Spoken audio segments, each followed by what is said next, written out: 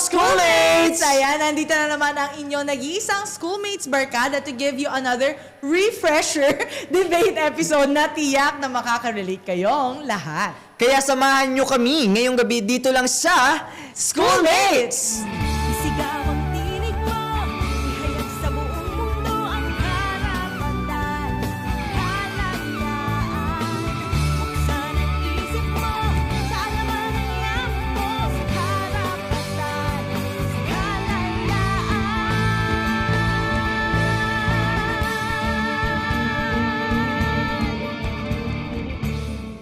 At syempre, no, nito lamang na nakaraang linggo ay naging malaking discussion mula sa ilang mga faculty members at experts ang naging rekomendasyon ng CHED or ang Commission on Higher Education tungkol sa pagbabawas ng general education units sa kolehiyo. Mula sa mga kritisismong natanggap ay napagdesisyonan ng kagawaran na ipagpaliban muna ito hanggang sa taong 2028 at ipinangakong walang magiging pilot testing sa kasalukuyang school year upang masusing mapag-aralan kasama ang mga mungkahi ng ilang stakeholders sa bansa. Kaya naman, schoolmates, hindi na rin bago sa atin ang pagbabagong nararanasan natin sa kasalukuyan at tila ito ay parte na rin daw ng ating buhay. So syempre, ano ba naman ang pagbabago sa edukasyon, di ba? Yes. Been there, done that, ika nga daw nila, no? Pero sa usapin nga ng edukasyon sa ating bansa, ang tanong sa ating mga schoolmates, ang pagbabawas ba ng GE subjects or GE units rather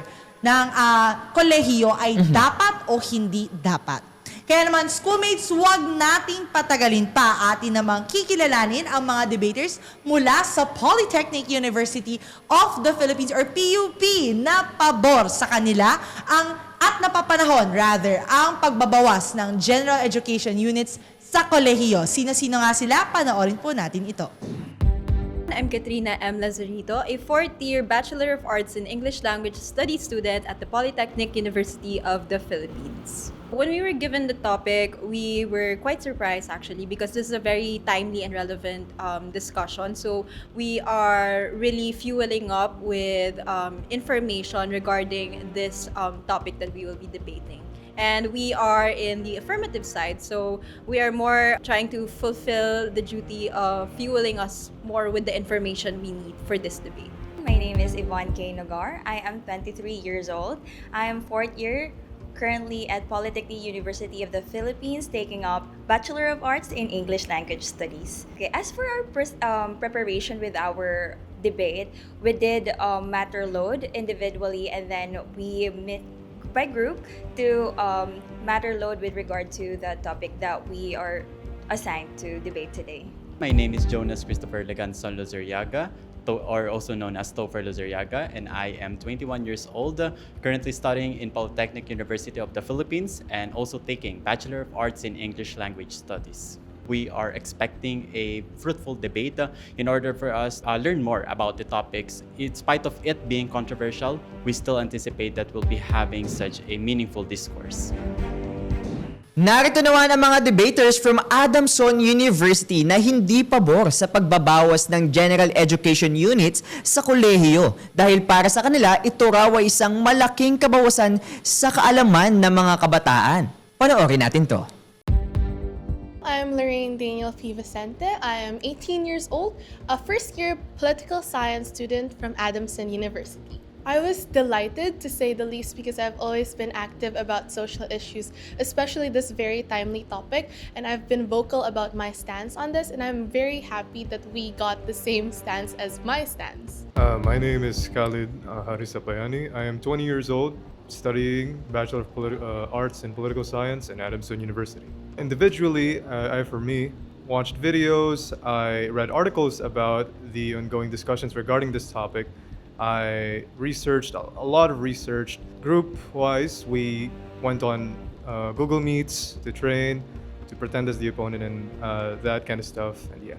My name is Emilia Andrea Aquino Salfo. I'm 18 years old, a first-year student of Bachelor of Arts in Political Science. I'm studying in Adamson University. I truly wish that they would be able to also try to look at things in a more bigger perspective, because I believe that every individual has the capacity to cross-examine things and information much better than what they might think they could do. So they could definitely do better. Good luck!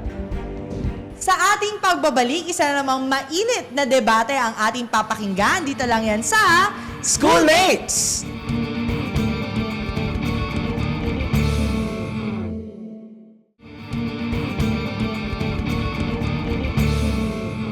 Nagbabalik ang Schoolmates, so paalala lamang po namin na walang tama o maling sagot sa anumang debate na ating ginagawa. Ito ay platform lamang upang mapakinggan ang iba't ibang perspective ng ating mga kabataan regarding sa mga issue ng ating bayan. Kaya bago po tayo magsimula, atin munang panoorin ang ground rules ng ating debate. Panoorin po natin ito.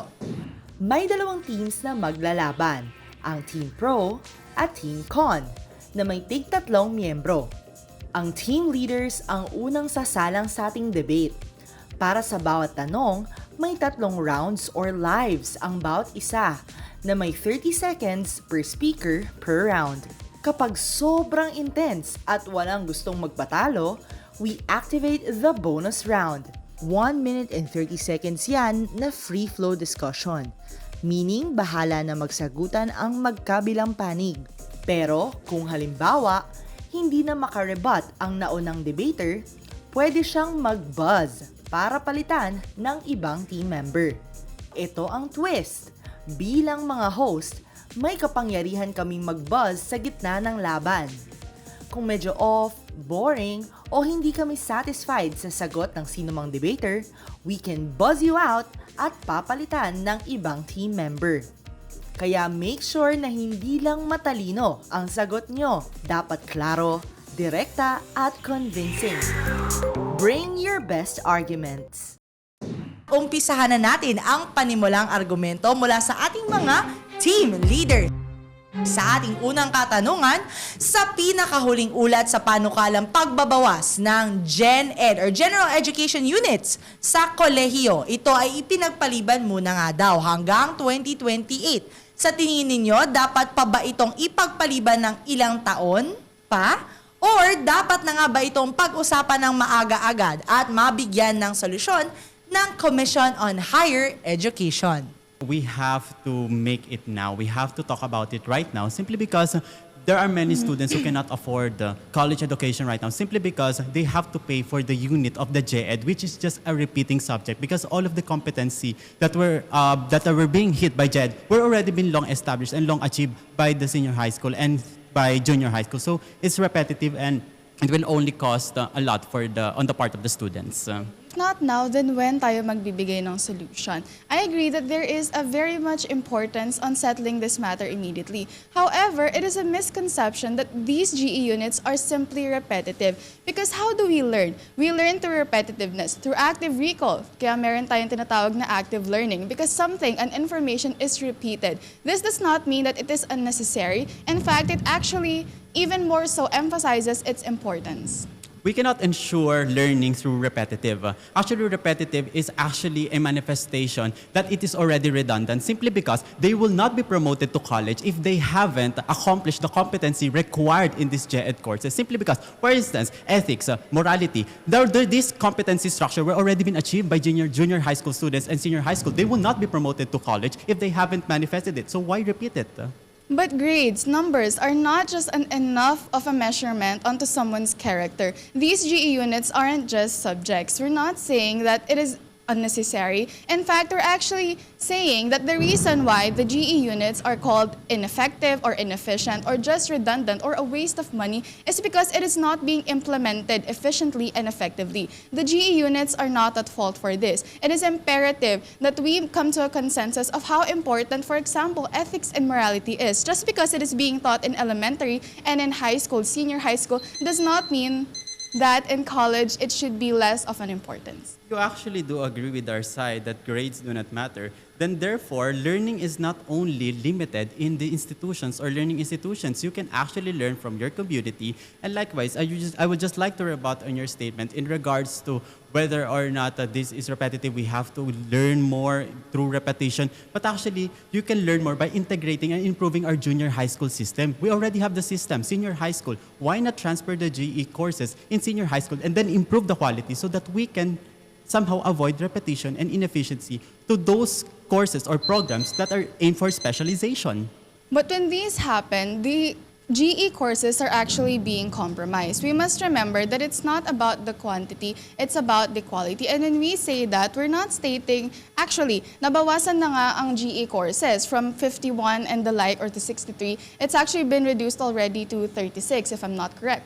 And that actually already emphasizes that right now it's not inefficient already. It's ineffective in a sense that it is not fulfilling its job properly, which is why we are emphasizing the need to not lessen these courses because we must focus on implementing it properly. Now, you mentioned the GED courses are inefficient. Then why do we have to study it again if it is inefficient? Why not transfer it to senior high school, integrate it to the current curricula of the senior high school and junior high school, and then it will improve its quality and all of the learning competencies that are expected in GE courses in college will be achieved by the students in just as early as junior high school, senior high school, so that they can focus on specialization because college produce specialized professionals, not those people who will repeat the courses that they have already took in junior high school and senior high school. So I would like to make 2 rebuttals. The first one is, in a country like the Philippines where democracy actually matters, democratic education warns us against solely focusing on specialized matters or, for example, vocational matters or technical matters.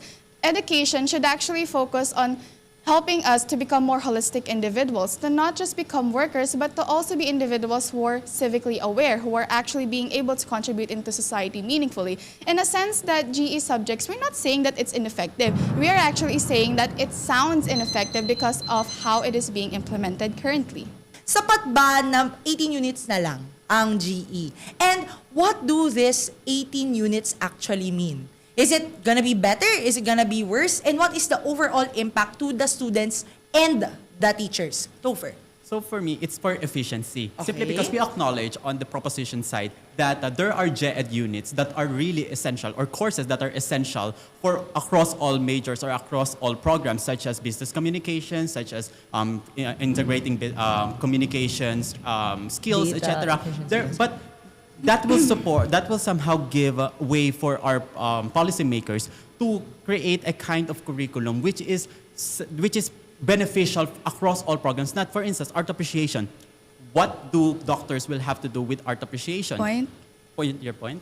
So in 18 units, what it actually looks like, I'm going to cut your point, because what we don't understand with 18 units, majority of those subjects are going to be compressed into one. For example, what will doctors do with art appreciation? But before they are doctors, they are individuals. So once again, I asked the question earlier, if not now, then when? There is an extreme call for people nowadays to become more socially aware, to become more engaged, not only in sciences, but also in art. We have already seen it, for example. Okay. Continue.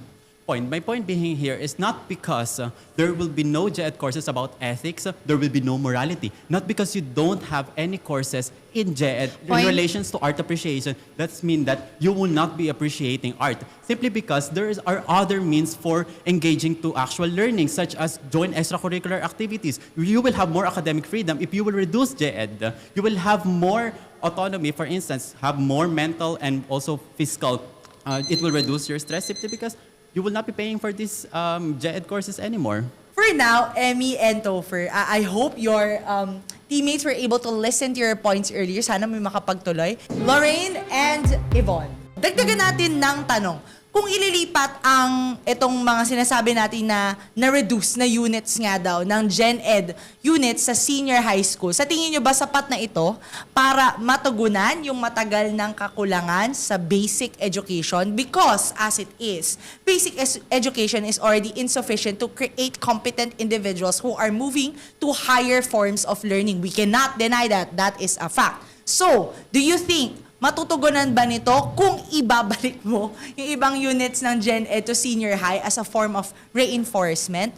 Yvonne? I think yes po, because since ililipat na at mas magiging efficient na pag ilagay ito sa grade 12, mapupunta na din yung mga teachers na under before sa general education, and mas makakraft ng mas maayos yung curriculum in grade 12 so that they would not be repeating it in higher education. And that is actually the purpose of general education before, nung wala wala pang grade K-12. But right now, since nagkaroon na ng K-12 at hindi na-revise yung curriculum ng higher education, naging repetitive na ito. Okay. Lorraine? The simple answer is no. We cannot sacrifice the quality of education for the said inefficiency that's already not working with the current system that we have. If we put the GE units back to basic education department already faces its own set of issues that it has yet to resolve.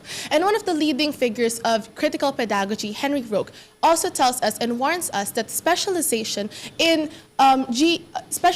college leads to alienation. If we only study about specialization of the courses that we are taking in college, then this makes our approach in society less humane. Okay. Yvonne? But actually, we're not removing totally the general education. We're just reducting it, and we're trying to modernize everything that is in general education subjects. So technically, hindi naman siya nire-remove. So we're just trying to reduce it and trying to be more modernized. And since aware din tayo na yung mga students ay nagkakaroon ng information overload. So this is a way as well to reduce information overload and more on nagiging yung like such as your ethics may embed na ito or ma-integrate ma-integrate na ito sa major subject or specialized subjects that they have. So it's more efficient right now. Okay, Lorraine. But if you're talking about information overload, and if we're going to bring back these units in basic education, then aren't we going to give that burden to those in the basic education department? Because they also have their own sets of burdens. As you mentioned earlier, the grade 12 students. They also have their own sets of burdens. Sige, example na natin dito yung college entrance exams. We cannot sacrifice the quality of education that we're already lacking just for efficiency. And how sure are we that it's going to be efficient to reduce them? If we reduce them, are we going to offer the same quality or better quality? So, as what Ms. Alicia mentioned earlier, although there is general education that is embedded already in our curriculum, and meron pa rin tayong mga napoproduce na incompetent as what they say or label na graduates. So, it rebuts to your argument na kapag hindi i-remove yung general education is magiging competent pa rin sila. Kasi ngayon nga na hindi pa yun nare-revise is incompetent na sila gumagraduate tapos sasabihin mo na they will graduate competent. Well, the issue here is not the GE units, but the implementation of said GE units. If we reduce the GE units, it will not solve the educational crisis that we have. What we need is better implementation for these units. Ngayon nga na meron tayong GE units, we're already facing ethical dilemmas and meron tayong lack of empathy and values from the graduates that we have. What more pa, pag tinanggal natin to, does reducing them certify na mas magiging okay yung magiging graduates natin? Does reducing them change everything? So, naniniwala ba kayo na magiging isang burden lamang ng mga estudyante sa kolehiyo ang mga GE subjects? Kaya ang pagtatanggal nito ang siyang magiging solusyon para hindi maging mahirap para sa ating mga students? Do you actually think that GE subjects are just a burden? Yes or no? Yvonne? Yes, and that is why the reduction and the modernizing the curriculum is important. And what we're arguing here is that the implementation, yes, and that is actually the revising or the reduction of the curriculum is the implementation that we're trying to do. And also to your argument that the answer is no. It's not going to be a burden because nowadays, the humanities and social sciences, the units there are already lacking and there are less enrollees in it. And if our aim is to produce competent college graduates, then we should also aim not only for a better workforce, technically speaking, but also with their values. Kasi our values, our morals, our principles are shaped by the things that we encounter, the things that we study. And we bring this towards the workforce. I would also like to add na sa revised GE curriculum kasi na the CHED is proposing, mayroong minimum of 18 units and maximum of 36 units. Now this in turn already gives us a social divide. If, of course, the elite schools will be able to provide maximum of 36 units for their students, but what about those institutions that are lacking? They're going to have to comply lang with 18 units. This, again, further alienates the rest of us and nagpapatuloy na naman yung social divide natin. What happens after they graduate? Dito na naman papasok yung hindi pantay yung level of literacy na nakukuha ng students when actually the goal of the government should be that there should be equality in all the college graduates so that we can have a better workforce in the Philippines and outside the Philippines. Sige, but we can shape things up later again, so I want you guys to hold your thoughts.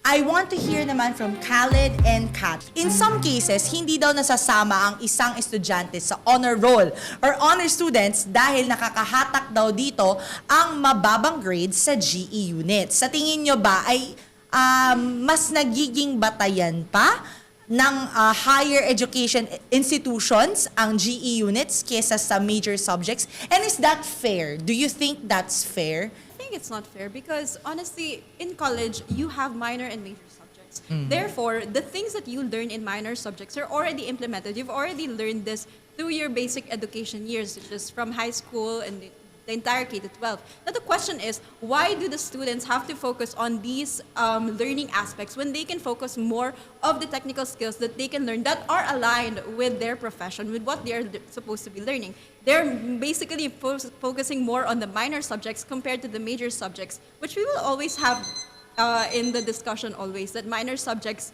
are much more heavier than the major subject itself.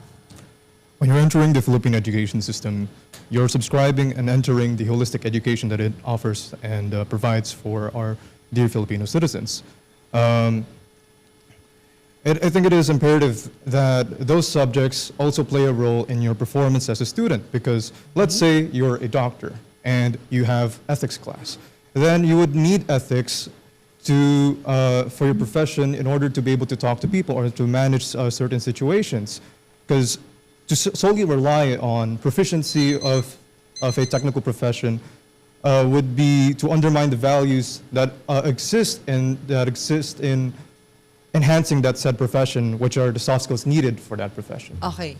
But holistic development does not focus on just one cluster itself. It is the entire formative years. You learn that development not just in the institution, but all throughout your environment, your family, your peers. So we cannot just say that we learn holistic development within the implementation of the general education courses. It's not focused on just one cluster. So it's not enough to say that we have to implement the continuation of the general education courses that we already learned, which is a repetition, because you're not just learning holistic development within your institution, you learn it from elsewhere.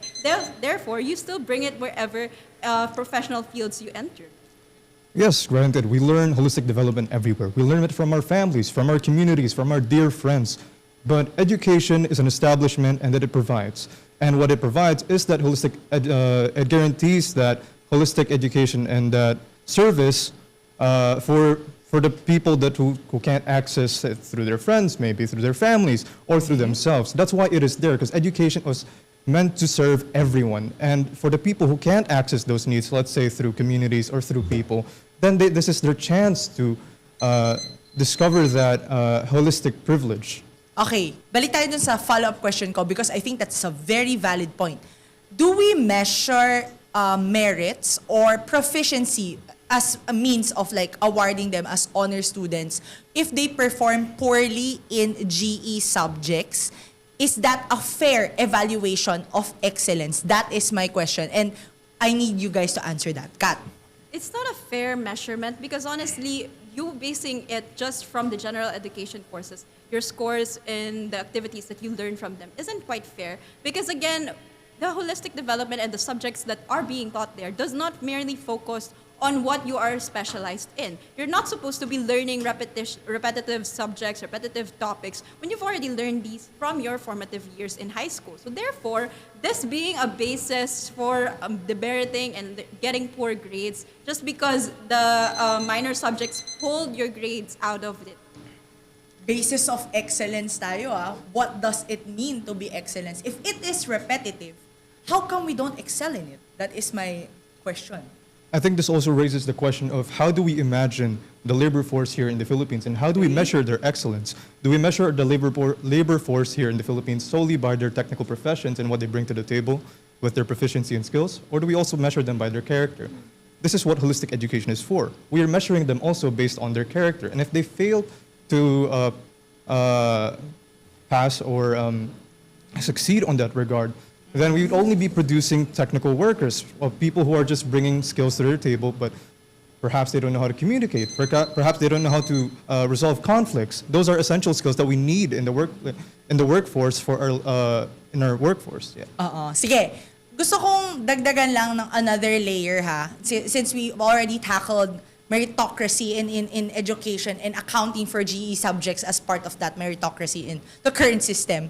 So, isa sa plano ng CHED ay ang pag-merge ng ilang general education subjects or into three unit courses, okay? So, naniniwala ba kayo na kapag pinagsama-sama ito, it will weaken the disciplinary depth and student formation ng mga estudyante sa kolehiyo? For example lang, mga Rizal studies and into Philippine history, tapos magmamerge na sila. Do you think that's gonna be an overall good thing sa interdisciplinary knowledge and of course the student formation itself, since we're already tackling about what kind of students are you actually producing in this kind of system? Want to hear more of your thoughts, Kat? It won't really weaken the disciplinary depth of the students, simply because it will simply merge into one. Let's say what was mentioned, the Rizal subjects, the Filipino subjects, it will be merged as one. Therefore, the topics that we are learning from those specialized courses already, or the general education courses, are embedded into one. Therefore, it's not going to be you learning the same things but in different contexts. It's embedded as one. So therefore, how will it weaken it? When in fact, it contributes to how it forms the students' holistic development, just like what you mentioned earlier. You're now learning the same set of topics into one, as compared to the current one that we're making right now, or what we have right now, wherein we're learning some of the same things in different subjects. Therefore, it contributes to the information overload that the students already have, when in fact they could put those pressures or those times in their major subjects. But it would, in fact, weaken the depth of said subjects, because there are little units that are needed for those said subjects. If we were to congest all of those fields and disciplinaries into one thing, then we also sacrifice a lot of the depth that requires or that comes with those same things. You can't mix Rizal and history all together. It would clash into one thing that would compromise into something more general, which is which sacrifices a lot of the depth of the intended impact that the subjects have. Okay, sige. Thank you so much, guys, for giving me your thoughts, Kat and Khaled. So mamaya magkakaroon tayo ng match-up later based on your performance on this debate. So simula pa lamang yan ng ating mainitang diskusyon. Marami pa tayong dapat abangan sa pagbabalik ng Schoolmates.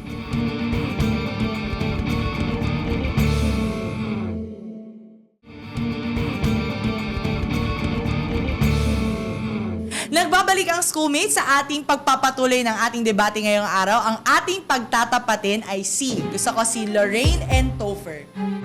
Building on the previous questions that we've had earlier, sa tingin nyo ba kapag nagpatuloy ang panukalang pagbabawas ng GE units sa kolehiyo, this will really promote increasing the focus on market-based education rather than deeper humanities instruction sa mga estudyante sa kolehiyo? And what does it actually do? Is it a good thing that we're focusing on market-based education? Topher. Actually, it is good that we are not just, let me add to that. It's not just about market-based education, but it's also about the specialized courses and the specialized market that you are trying to aim for. College is a room, or it is an institution where you have to harness and enhance the skills that you have selected. Because those moments where you have to select or decide whether you'll be taking a doctor, whether you'll be taking linguist, whether you'll be taking any other profession, has already been long accomplished. Therefore, college is the kind of institution that should focus on your specialization, not just based on humanities that were already be long achieved by the students. Thank you. Doreen. If we focus on the specialization of each student in college, then aren't we risking having college graduates without a heart, without a soul, without values? Yes, you have mentioned before that there are values that can be learned outside the institution. But this I ask you, what is education truly for? Is it solely for specialization, for subjects that you want to take if you want to be a doctor, an engineer, or an architect? The humanities and social sciences curriculum teaches us to help shape a society that's supposed to be for everyone. And these values can help us, we can learn this inside the school first. Okay. I would like to rebut to that because that is a slippery slope. Not because you did not take GED does mean that you don't have a heart. That is an insult to those students who have already graduated in college, not because they don't have any exposure anymore to GED courses or any topics that are in relation to Rizal, in ethics, does mean that they are no longer ethical, no longer patriotism, simply because they already have the fundamental skills that they needed in order to practice it in the real world. They can engage in the community. They have more spaces in which they can actually apply this, not only in theoretical sense, but also in practical sense. And this, like I mentioned, has already been long established in junior high school and senior high school. So it's repetitive if you're going to take it in college. But we cannot promote graduates only for the market, okay? Because it does not, okay, you mentioned earlier that college is meant for us to hone our skills for the workforce. Pero kasi hindi naman sa college lang nagtatapos yun na after mo magkaroon ng trabaho, lahat ng natutunan mo sa college, dun mo lang ibubuhos. Everything you learn in college extends throughout your life, even when you have your own family, even when you meet other people outside of the workforce. But if we're going back to the workforce, then shouldn't we have not only good with technical skills, but also those with soft skills, the communication skills that are needed inside the workforce? Okay. But we can learn soft skills in junior high school and senior high school once we improve the quality of education. Instead of improving the quality of education to GED courses, you're actually trying to improve the courses which is already been repeated by the students. So instead of repeating or enhancing the quality of the repeated courses, why not improve it to the fundamental courses that were already in junior high school and senior high school? That's already my point being that it is not just about market-based, that not because you don't learn GED doesn't mean that you will no longer have a heart, that you will no longer know how to interact or communicate, because you already have these skills even before you choose your specialization. And institutions like college should focus on specialization. If we improve our units in the fundamentals, does that mean we stop improving the curriculums we have in higher education? No.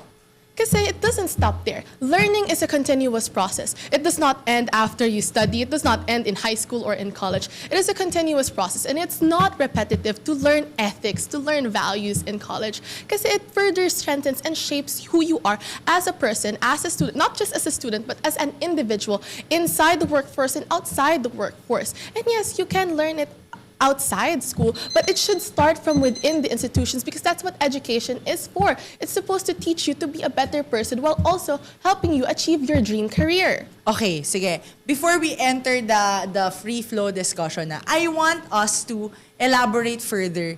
Bakit tayo nagfo-focus on higher education, reduction of GE courses? Ano ba ang purpose ng higher education? Can you give me a concrete statement on that? What is the purpose of higher education? In your case, that you want a reduction of GE. Yes. In our case, that the college education is a specialized education, meaning to say the students that will be engaging in this institution have already been decided, meaning they have already decided of what path or career path that they're going to take, and then we have to enhance we're going to enhance their skills in this specific institution. That's why we have graduates who do not have any experiences simply because there's a lack of immersion hours, there's a lack of training hours, simply because we are actually incorporating GED courses that are taking time. And if they want the arts, even in spite of being a doctor, then take extracurriculars. The purpose of higher education is to help the students to reach their dream career paths, but also help them and teach them to be socially aware and socially sensitive citizens of the nation and of the world. And if we want to be successful in our career paths, then that also means that in higher education, you are to teach these students to be more, and being socially aware, you have to teach them the values needed. Yes. The point being here is that you mentioned earlier that education is continuous. You still learn. Therefore, you agree with us that even in spite of not taking, for instance, if there will be no GED courses and you will be taking doctors, for instance, or you're going to take nurses, learning about ethics, learning about Rizal is still continuous. Therefore, you can still learn. That's why we need Gen Ed courses. That's why we need Gen Ed units.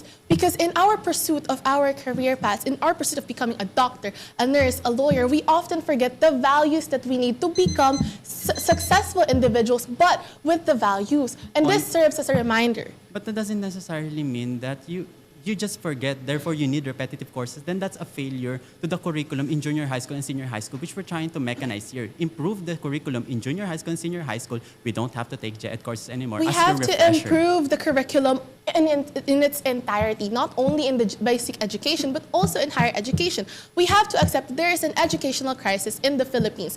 And we are trying so... Yes. Educational crisis simply because of the overloading of information, and they do not even know, the students do not even know what are the useful information. That's that why they we need a restructuring, a better implementation of these general education units. such as removing GED courses. We do not have to remove them to solve the educational crisis we have. But that will lead to that. Does removing them certify Not that it removing, will but integrating it decongest to them? junior high school and senior high school. That's you mentioned earlier that we have to remove them. Okay, thank you so much, Lorraine and Topher. Next matchup naman natin would be Emmy and Kat. Doon tayo dun sa point na you're raising na reduction does not mean removal of the essence or the value of GE units, but rather streamlining it so that it's much easier for the students to digest. Did I get that correct? That's like one of your main points. Sa inyo naman is that reduction means actually removing that essence because it's more compressed. People don't really understand it if it's in a much compressed manner because as it already is, they don't really get it. Tama? In layman's terms, yun yung pinapoint ng ating dalawang teams, no? So, ang gusto kong itanong, kung babawasan ba ang general education units sa kolehiyo, isa daw sa magiging epekto nito is not just on students, but rather on the practitioners, the teachers, and the professors that are teaching these GE subjects. Sa tingin nyo ba, sapat ang plano ng CHED sa magiging epekto nito? And if not, what should be that proposal on our end na para how do we make it better so that if it does get executed, it's still a win-win strategy for everyone? Kat? So there are many professors who teaches general education courses. This is one of the core arguments that people have when it came to this news na ano mangyayari sa kanila. When there are general education courses reduced into and implemented into or integrated into the K-12 curriculum, they have the opportunity to teach those subjects in K-12. Also, at the same time, they have the opportunity, the government can implement masterals and other educations for them to further strategize their teachings. Okay. So I would like to make a very important rebuttal. First off, the rationale behind their decision is because they assume that GE is a burden kasi okay naman na nakuha na naman na nung LM, high school, and senior high school. But that is very idealistic. Ano ba nakikita natin sa ngayon? Yung unemployment, it is not just a superficial question. We have already seen it when they kept trying switching from K-10 to K-12. They're advocating for a more open market. But the problem is, lab rats lang ba na-undermine kasi yung dignidad ng hindi lamang yung estudyante but pati ng teacher kasi they keep going back and forth without actually understanding the real world values of this. Kasi yes, they're undermining Sige, they're undermining the real world values of the situation. Okay, sige, Kat. But that is the core essence. We need to strengthen the education here in the Philippines. Within the implementation, nababawasan natin yung general education units and then i-integrate natin siya sa K-12 subjects or the K-12 years in your high school.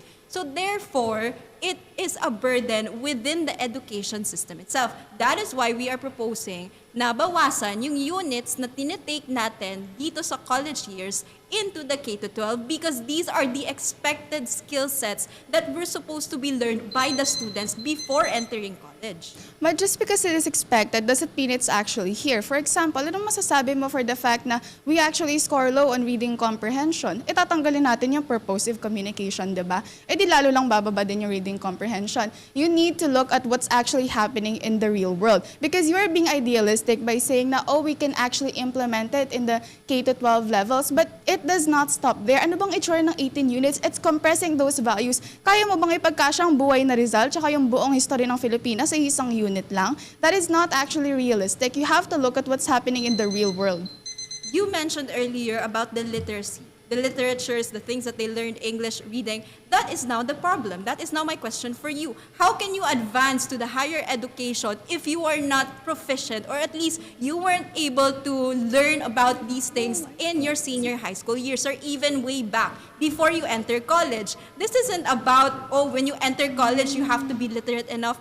Then that is the question. How did you enter? How did you move forward to the higher education if you are not proficient with these things? Therefore, if we were to reduce the units that were taken in college and integrate it into senior high, you're still learning those things just before entering college.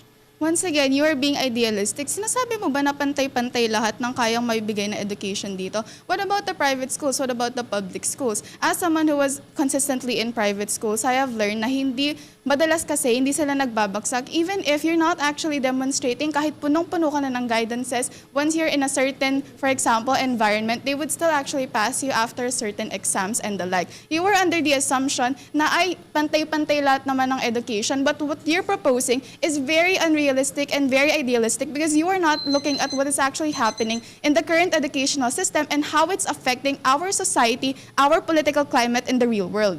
You already agreed with me when you Free said flow na to, about You the can educational crisis. That is why it is a generalization. The problem and the burden is within the government to improve the quality of education, Point. not just in the college years, higher years, but also in the basic education years. Point. There is a consensus that there is an educational crisis. But compressing those GE units, the ones that you need to actually innovate the solution, does that make it a proper solution? Because what you do not understand is when you keep teaching students to be more technically literate, you are reducing them of their capacity to be able to innovate solutions that would actually Point. combat capitalism. What you're not understanding is the fact that if they are not equipped with the soft skills to actually communicate, to but why are actually these soft skills promote expected to be learned again in college when you can be focused on these things, on these matters in your senior high So school you think years? in 8 You're years old you'd supposed be able to understand you're soft supposed skills to immediately? learn these technical skills because this is already your specialized years. You're already entering the higher education, the pathway of your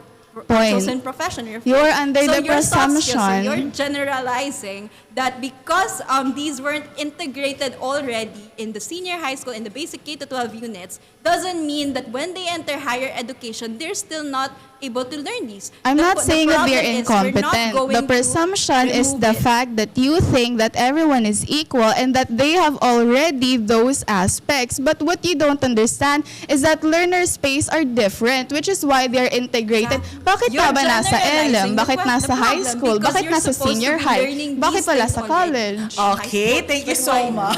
So we're now entering the last portion of our debate, no? So as with always, we want you guys to formulate and formalize your final statement. Ang panghuli sa inyong statement ay ang pagbabawas ba ng general education unit sa kolehiyo dapat at napapanahon nga ba o hindi pa dapat dahil sa kakulangan ng makinarya at kahandaan ng education system sa bansa. Topher.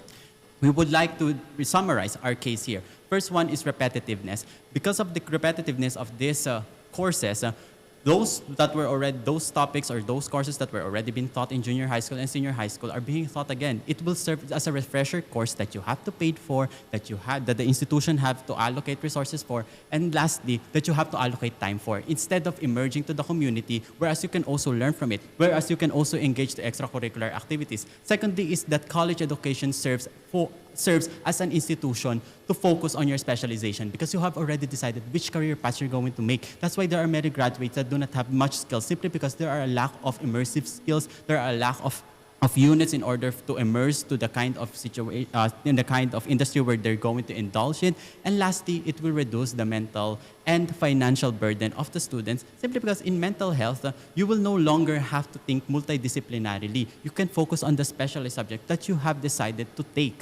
And lastly, in financial, is that you don't have to pay for a refresher course because these courses were already taught in junior high school and senior high school. That's why we stand firm with our argument that reducing general education is timely. And as we speak right now, there are many students who cannot afford college simply because they have to pay for GED courses, and there are a lot of students who are being bombarded right now with information that they don't even know how to apply in their respective specialized industries. Thank you.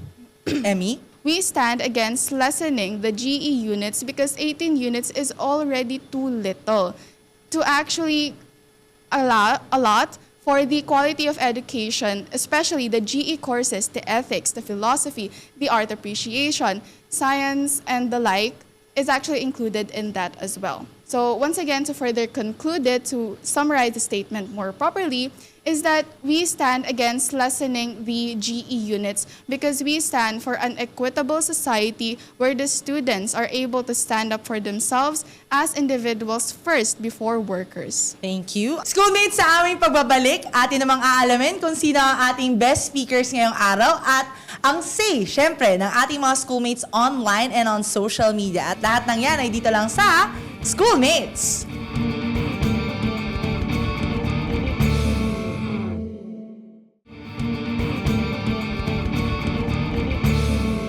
Nagbabalik ang Schoolmates. Okay, kanina napakinggan natin yung mga debaters at yung mga argumento tungkol sa pagbabawas ng General Education Unit sa kolehiyo. Ngayon naman, basahin natin ang mga komento online. Sabi ni JP, sabi niya, Gen Ed subjects are not extra burden. Sila ang umuhubog sa atin para maging educated at well-round na tao. Ganun. I love that. Well, Yes. round lang. Like, bilog.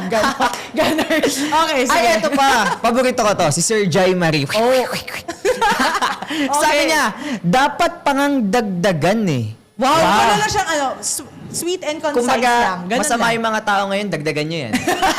Correct. Okay. Okay. Schoolmates, patuloy na makialam at makisali sa ating mga diskusyon at debate sa pag-like and follow sa ating mga social media pages at Schoolmates lamang yan. Dahil Schoolmates, may pakialam ka. Love that. At sa puntong ito, atin na aalamin ang ating best speakers na nagbigay ng best at very strong arguments. Simulan mo, James, sino ang unang best speaker? Ang unang best speaker natin ay si Jonas Christopher Luzuriaga. Okay. Ito pa ang isa pang deserve ang best speaker. Siya ay si Lorraine Vicente. Congratulations, Lorraine. At syempre, dahil nga kanina, tinanong ko na to, may takeaway pa ba tayo? Ayun nga, sa sobrang laman at sobrang ganda ng diskusyon kanina, actually, ninote ko na lang para maiklian na lang yung kasi wala na, sabi na lahat eh. Oo, okay. So, eto na lang. Okay. Para sa akin, mas magandang magkaroon ng balancing curriculum, maayos na implementation at konkretong plano at makinarya. Gawing sapat at balanse, yung mga curriculum na para sa mga estudyante natin, especially the college students, At wag silang gawing sakripisyo alay, like pilot testing lang. And mas maganda, na na-hone din natin yung holistic development ng bawat bata. And also, magkaroon tayo ng professional na kasanayan and also critical thinking at malasakit sa lipunan. And mag-iiwan din ako ng question again sa mga schoolmates natin. James and his questions. Hindi na yan mawawala. Correct. Okay. Mas importante ba ang diploma o ang mga aral sa likod nito? I love that. Paki-comment down below. Ayan. Okay, sige. So for me naman, do I agree in pagbabawas ng GE units? Hindi siya GE subjects GE units Yes. Sa akin, no. Kasi, kaya ko tinatanong kanina, ano yung meaning ba ng units sa atin? It's the value that we actually give to that specific subject. May nag-raise kanina I'm not sure kung sino debater natin na-mention yun, na repetitive ang subjects natin. My question is, why does it become repetitive? Is it really because we're tackling the same subjects or is there supposed to be more depth and breadth when we discuss these kinds of topics? Because ang nagiging fault ng ating education system ngayon is it's becoming a to-do list. It's becoming a laundry list of facts and things that we must remember. But punta ako sa second na punto ko. What is higher education supposed to be? Ito yung tinatanong ko kanina. Anong meaning kapag pumasok tayo sa isang kolehiyo or universidad? Dapat ba lumabas lang tayo bilang technical professionals? I beg to disagree. We're supposed to be critical thinkers. Right. Higher education is supposed to give you not the facts because, again, I agree. Basic education and secondary education or high school, senior high is supposed to get you covered for that. What we need to do when we enter college is that sabi nga ng educator to sa isa sa amin, nung pumasok kami na, Sir, para saan ba itong pinag-aaralan namin? we as professors need to lead you to the fountain of knowledge and make you drink from it. But whatever you do with that knowledge is up to you.